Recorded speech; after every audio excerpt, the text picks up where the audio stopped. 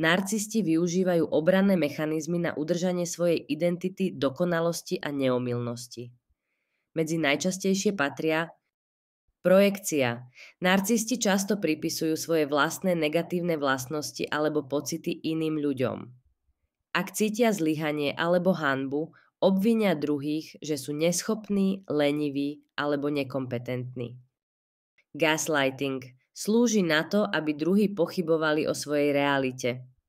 Ak napríklad partner poukáže na ich nevhodné správanie, narcista to otočí tak, že obviní partnera z prílišnej citlivosti alebo zbytočného dramatizovania. Devalvácia a idealizácia.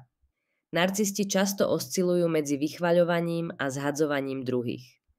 Na začiatku vzťahu vás môžu postaviť na piedestál, aby si zabezpečili vašu priazeň.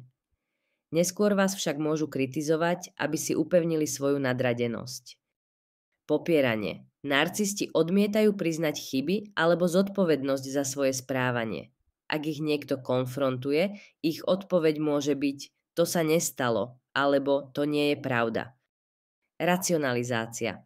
Narcisti si ospravedlňujú svoje toxické správanie logickými argumentmi, aby nevyzerali zle. Napríklad, ak sú neempatickí, môžu tvrdiť, že je to preto, že druhá osoba si to zaslúžila.